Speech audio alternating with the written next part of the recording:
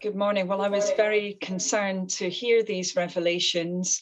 Clearly, we'd already seen that Singh report that was just mentioned into Islamophobia within the Conservative Party, very serious findings within that report. And yet we still don't have the Conservative Party willing to use the term Islamophobia. It appeared to have been banned from ministers' scripts, so you won't see many ministers having even used that term. They won't define the term Islamophobia either. And now these additional revelations about the behaviour of government in practice and Prime Minister and his Chief Whip towards a former minister. So really, I think for many people watching this, it just looks like yet another case where the Conservative government is in disarray, where there are enormous internal problems. And of course, this Conservative government then is not getting a grip on the really important issues that are facing people, not least that cost of living crisis, where we're seeing dither, delay and inaction from the Conservatives rather than the plan to help people that Labour set out. I was listening to Michael Fabricant over the weekend. I read about it on Twitter, also saw him speaking on television, describing the minister, or former minister, as a mediocre minister, and said that her claim, in his words, stinks because she's not obviously Muslim. What should happen to him? Well, I think action does need to be taken by the Conservative Party. Obviously, those comments were deeply offensive. They're not of in any way the standard one would expect from a serving member of Parliament. They're deeply offensive. And I think this just underlines again the need for the Conservative Party, the government of this country, to actually start taking Islamophobia seriously, to start acting against Islamophobia, and to start acting on all of the other issues that are facing our country right now, not least that cost of living crisis that I mentioned before. How seriously does Labour take Islamophobia? We know that there was a survey back in 2020 by the Labour Muslim Network, and they don't feel that the hierarchy within the Labour Party treats them well at all. Well, we've been working extensively with the Labour Muslim Network, with a variety of different groups to make sure that we set our house in order. We've put in, for example, a new independent complaints process, and I'm really grateful to those within Labour Muslim Network who've worked with us to get that new process put into place. We now have a code of conduct for Labour members on Islamophobia as well. So we are acting to make sure that we have the right systems there. We're not trying to brush anything under the carpet, as the Conservatives seem to want to do. We've taken action. We can always improve, but we want to be transparent around it. And I think that's where the big difference lies.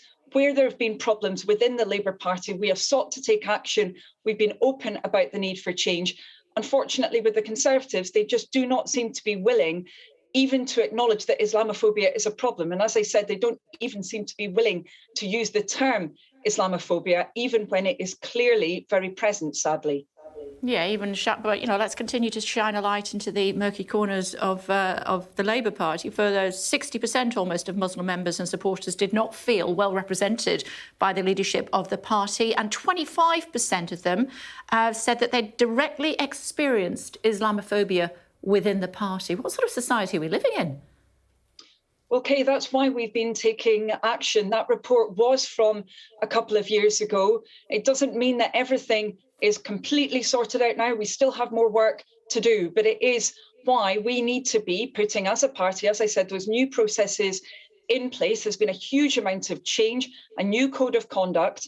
We're not going to be saying that the people who are complaining are the problem, which seems to have been the approach from the Conservative Party. Instead, the Labour Party is saying where there are problems, let's sort them out, let's do so transparently, let's get a grip on this and stamp out Islamophobia and any form of racism wherever it exists. That's our approach, very different to the Conservatives' approach. I'm guessing you're referring there to anti-Semitism as well. Should Jeremy Corbyn, who you did work with as Shadow Treasury Minister, should he ever be readmitted to the Labour Party after his suspension over anti-Semitism within the party?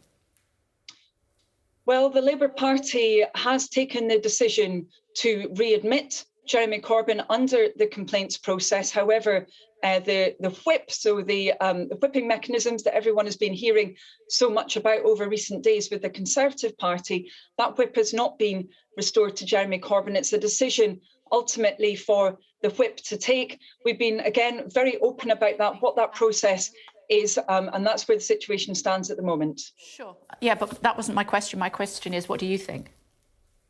Well, I think you actually asked me, Kay, whether he should be readmitted into the Labour Party. Okay, and he has been. He has been okay.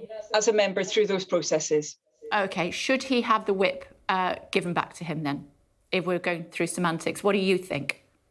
Well, that is a decision for the whips to take. My understanding is that it relates to whether there would be compliance with requests for an apology, to remove material and that kind of thing. I really, really hope that we will see ultimately engagement, from all sides on this, and that's all that I'm going to say on the matter. Why? Why won't you say what you think? Well, because ultimately we do use those processes, Kay. We use those processes in a clear, fair, transparent way, and they've got to be fair to everyone. I don't think it's fair to have a politician pontificating about something like this. We've been determined to remove that political interference from our processes. It's very important to us. It's why we've got that new independent complaints process coming into practice in the months to come. So that's why I'm not going to pontificate about this. Okay, you just brought up the whip, so let's just ask you a final question on that. Bullying and blackmail, do you recognise that? Well, I certainly recognise, unfortunately, that it seems to have been taking place in the Conservative Party. And I think ultimately we need to see action within that party, both against bullying and harassment. And we need to see action, of course, on the issues that are facing our country. They have not adopted Labour's plans to deal with the cost of living crisis, to deal with the fuel prices spiralling. They could do that this week if they got a grip on internal issues within the Conservative Party and actually faced outwards, adopt Labour's plans to get those bills down, £200 off the average household bill if they followed Labour's plans there, but they seem to be paralysed from action, which is deeply disappointing. Good to talk to you as always, Anneliese Dodds. Thank you very much. Thank you.